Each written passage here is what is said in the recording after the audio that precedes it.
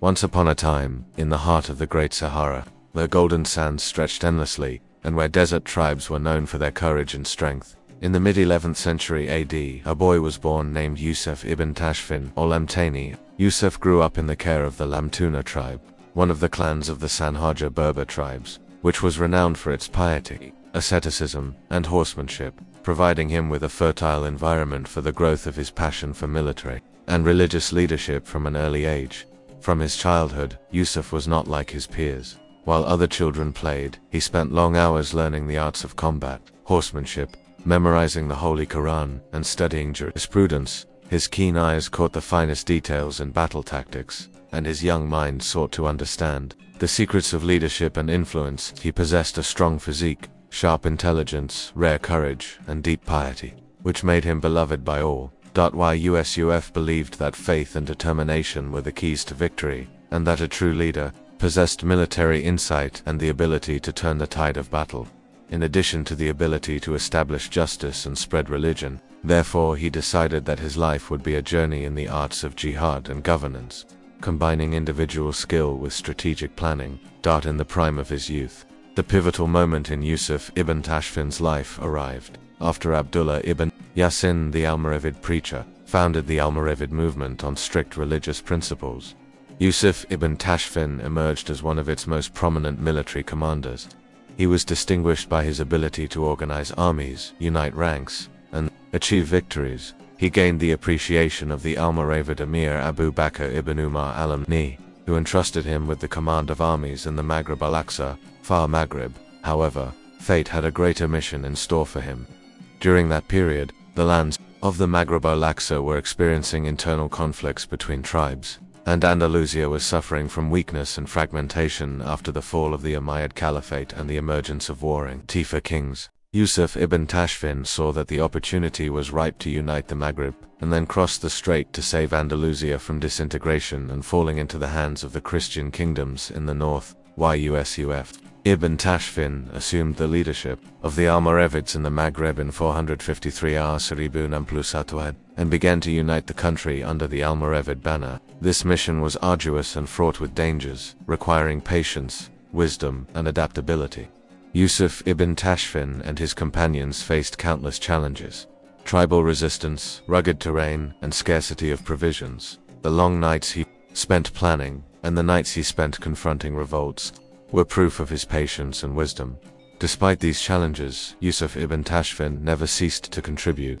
He understood that his role as a leader was to illuminate the path for his nation, and that conquest was not limited to military control, but also included spreading justice and knowledge. He continued to organize armies, build cities like Marrakesh, which became the capital of the Almoravid state, and spread the correct Islam among the tribes.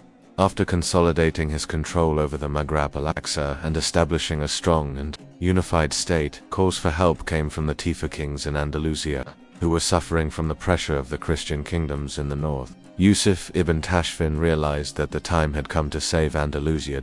In 479 AE 1086 AD, Yusuf ibn Tashfin crossed the strait into Andalusia with the Almoravid army. This was a bold and risky step, as the strait was known for its difficulty to cross, and the Christian enemy was strong. He met with the armies of the Tifa kings and united the ranks of the Muslims under his command. Key locations and battles in his life: founding of Marrakesh. He founded the city of Marrakesh in 454.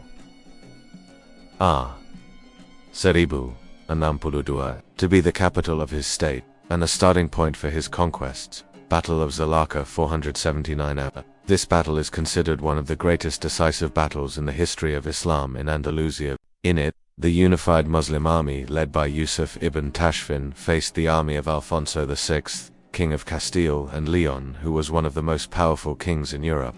Yusuf ibn Tashfin displayed unparalleled military genius in this battle. Choosing the location, he chose a strategic location suitable for his tactics.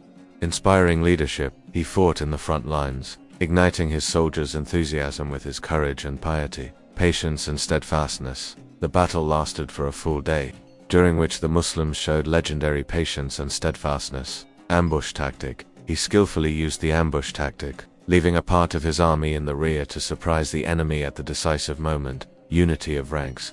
He succeeded in uniting the ranks of the Muslims from the Tifa kings and the The Muslims achieved a crushing victory at Zallaqa, which halted the advance of the Christian kingdoms in Andalusia and restored the Muslims' prestige and power. Unification of Andalusia.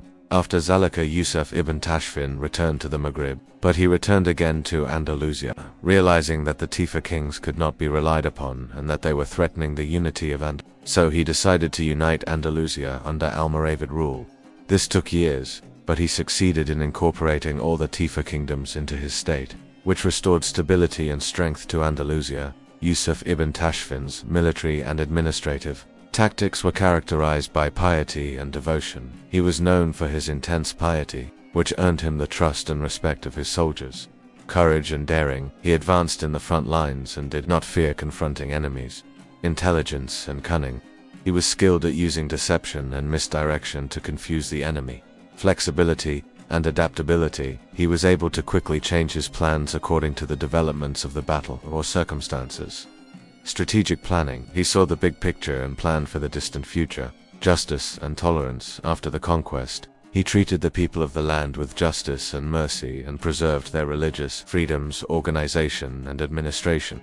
He was a successful administrator, organizing the land, establishing justice, and encouraging agriculture and trade. Despite all these victories, the human side of Yusuf ibn Tashfin's life was prominent. He was a devout, humble man who loved Allah and his messenger and prioritized obedience to Allah above all else. He was known for his simplicity and asceticism. He did not wear luxurious clothes or reside in opulent palaces, but preferred to live simply like one of his soldiers. He loved knowledge and scholars and encouraged the dissemination of knowledge. Among his famous sayings, "I am the Emir of the Muslims, not the commander of the faithful." He said this out of humility, although he was titled Commander of the Faithful. Indeed, victory is but an hour's patience. This shows his wisdom in battles. Justice is the foundation of kingship. This shows his administrative vision. Yusuf ibn Tashfin lived a life full of jihad and contribution, and participated in most of the major Islamic conquests of his era. He was an example of a Muslim leader who combined courage and faith, and power and justice. While Yusuf ibn Tashfin died in Marrakesh in 500 1106. After a life full of victories and service to Islam, the Emir of the Almoravids departed in body, but his leadership spirit and his imprint on Islamic history remained alive, inspiring generations. His story is the story of a human being who transformed from a tribal leader into the founder of a great state. The story of a leader who was never defeated in a major battle, and who left a legacy of unity and strength that changed the face of the Maghreb and Andalusia. The story of Yusuf ibn Tashfin teaches us that sincere faith can transform a person and enable them to achieve the impossible, and that determination and perseverance are the keys to achieving victory even in the most difficult circumstances. It reminds us that true leadership lies not in position, but in the ability to inspire people and achieve great goals. Yusuf ibn Tashfin was a model of the brilliant military and administrative leader who combined courage and piety, and left an indelible mark on the history of human civilization. Let generations be inspired by the story of this great commander, and let them follow his courage and sincerity, and let them know that true victory is the victory of the spirit over despair, and that knowledge is the light that illuminates the paths of darkness and reveals the secrets of leadership and triumph.